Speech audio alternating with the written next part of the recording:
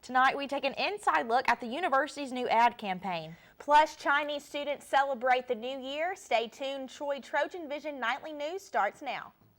From the high-definition digital production center on the Troy campus, with news from Troy University locations around the world, this is Troy TrojanVision Nightly News.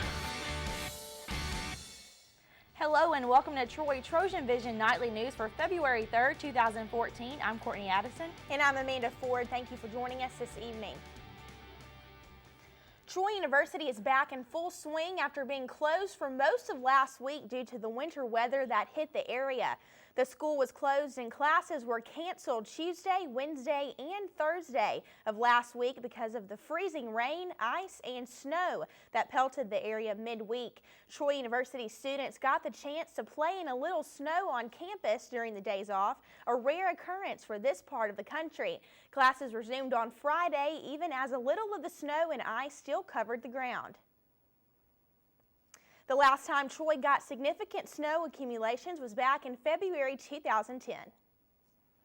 And Troy University is completely changing the look of the university through advertising. And last week, Troy began the revamping process with the help from a few outside sources.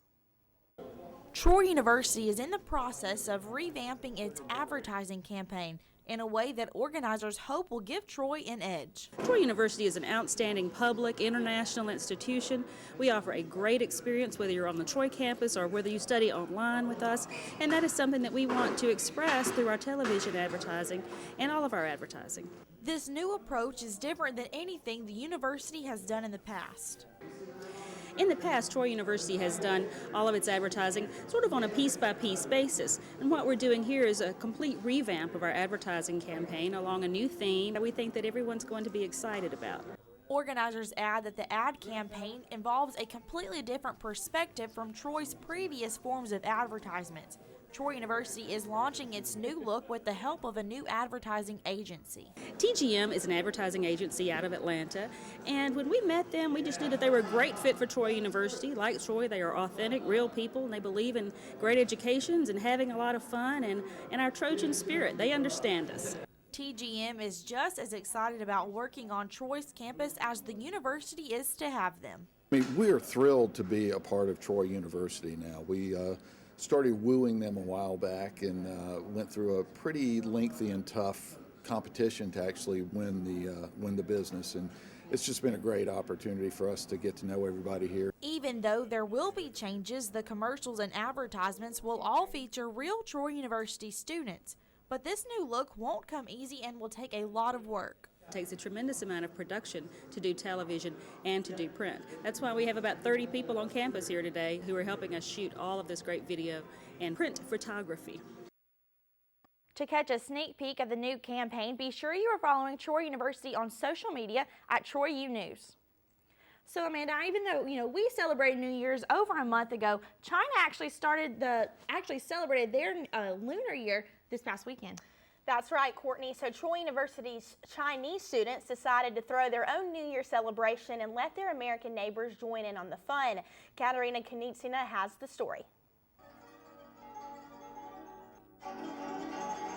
On Friday, January 31st, Troy University gave an opportunity for everyone interested to get to know Chinese culture, holding an international event, Chinese New Year. I think Troy University is Troy University because of these different groups of kids. In this case, it's the Chinese giving us a little bit of a 5,000-year-old culture that also becomes, part of an international culture. Chinese students have got an opportunity to spend the holiday among their big international host family and friends, and also to share their traditions and culture. Troy gave us this opportunity, we can celebrate our New Year. I love it. We always family get together in China, but now here we just have friends and all these, schoolmates. The audience was introduced to Chinese music, songs, and dances. Everybody got the chance to try Chinese traditional food. The students did their best to make public interested and excited. Oh, I love the food, yes, and it's a great opportunity to try different kinds of food, and not just the restaurant food, but this is made by Chinese students. This is really good. I'm really excited to be here having a Chinese New Year in Troy, Alabama. This is still a learning experience for me. 新年快乐, and in English, that is Happy New Year. Katerina Kunitsina, Troy TrojanVision News. In China, this is the year of the horse. And now taking a look at news from around the state. The state of Alabama probably isn't shopping for snowplows despite the winter storms last week. The Alabama Department of Transportation says it already has trucks, snowplows, and equipment to spread sand and salt water. Officials say purchasing many more wouldn't make much sense. And a coastal Alabama resort is offering free 2-night stays to Birmingham area teachers who stayed overnight with stranded students during the snowstorm earlier this week. The Gulf Shores Resort is offering free condo stays to 50 educators, and the first 25 recipients have already been selected. Officials within the city of Anniston want to annex the remaining part of a wildlife refuge. The city manager says annexation would eliminate liability when the city provides police and fire protection there. And still to come on TrojanVision Nightly News. The basketball teams were in full force over the weekend. The women were heating it up in Trojan Arena Saturday night. Daniel Percival has a recap of that and more ahead in sports. Now Daniel Percival joins us with sports. So Daniel, both basketball teams were in action over the weekend, but only the women seemed to be able to pull out a win. Well, that's right, Amanda. It was a very impressive game by the women. No such luck for the men, but we've got to look closer into both games coming up here in sports. Arkansas State was in town Saturday night and came in leading the conference with a 7-1 record in Sun Belt play. But as Amy Austin shows us, the Trojan women's basketball team proved they can hang with the best of them. Trojan fans experienced it yet again. It was the second year in a row Troy took a victory away from the #1 team in the conference. Troy women's basketball defeated Arkansas State 83-65 on Saturday. The defense stopped the Red Wolf offense and kept the #2 scorer in the Sun Belt to 10 points. To have the #1 team in the Sun Belt Conference come into our house and beat them in that way, it is a great night. The things I'm most excited about, the team defense. It's probably the first time we've stayed in a zone on a team. I'm always worried about our intensity level going down in the zone, but we kept the intensity level up. Many Trojan players stood out in the victory on Saturday. One player, though, Ashley Beverly Kelly, had 14 of her 21 points in the second half. Head coach Chandra Rigby noticed Beverly Kelly didn't just play basketball, she got lost in the game. Very proud of Ashley. She did not play basketball tonight. She competed tonight. And that's been a big thing we've been trying to talk to her about. She practices so hard, she works so hard on her game, and sometimes she thinks a lot. But tonight she got lost in the game, is what every coach wants to see of a great player. She got lost in the game and competed, and did what we know she can do. The win over Arkansas State was Troy's first win since the 2009-2010 season against the Red Wolves, breaking a 6-game losing streak. This win put the Trojans 3-6 in the conference and showed that the team is a good team capable of changing the stats. Arkansas State is a very good team coached by a very good coach, but we're a very good team as well. We just have to show it in the win-loss column. Amy Austin, Troy, TrojanVision Sports. Women will be on the court again Thursday night when they play host to South Alabama with tip-off at 5:15.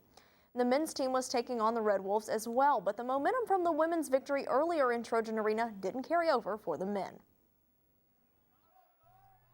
After a hot start with several highlight-worthy plays, the Trojans were unable to keep up with the Red Wolves, falling 83-73 to Arkansas State Saturday night.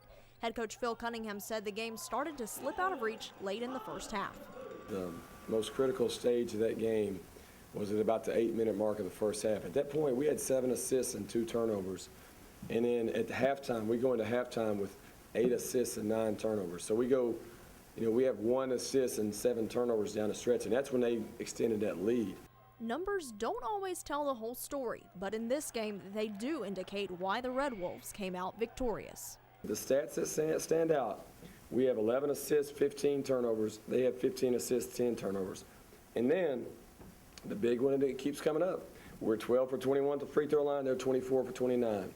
Now, the only thing with those two stats, they're not trying to turn it over and they're not trying to miss free throws. They're trying to hit every free throw. It's not like when you get beat on the backboard by about 20 rebounds, man, that's effort stat. That's lack of toughness, lack of effort. That's not the case. We out-rebounded them. The 24 points Arkansas State banked at the charity stripe, combined with their perimeter shooting, made for a deadly combination. We held them to a decent field goal percentage. That's a little misleading because we hold them to 43% from the field, but they hit 11 out of 25 threes, which is really good. It was just that night. It felt like they was kicking the ball in the basket. You know, it was. We had our hands up a couple of times, and they was just hitting. So it was our night, Arkansas at there, and then tonight was the night shooting wise. Men will be back in action on Thursday night as part of a doubleheader with the women. Tip-off against South Alabama will be at 7:30 Thursday. In between games Saturday night in Trojan Arena, fans had the chance to meet the softball and baseball teams in the annual Fan Day. In years past, the event has been held at Riddle Pace Field, but this year the university combined the event with the home basketball games. Fans had the chance to get posters and hats signed by the players and meet the players and coaches.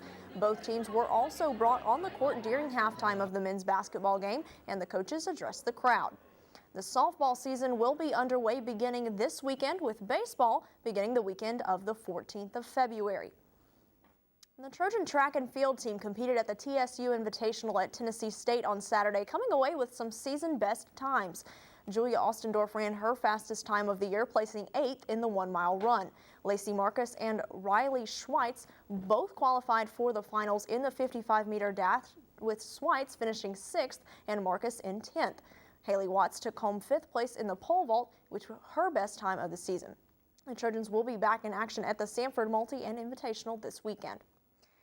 So Amanda, Courtney, basketball, of course, in full swing right in the heart of the conference schedule. The women have won 3 out of their last 4, maybe be able to continue that coming up with this in-state rivalry. So it's a big one for Trojan fans to get out there on Thursday night with South Alabama coming to town with both the women and the men in action. Exactly. We really encourage everyone to go out and support both teams as they complete this season. So. Absolutely. All the fans that can come out there and give them the support, get on out there. Well, thank you, Danielle. Thanks, guys. Danielle.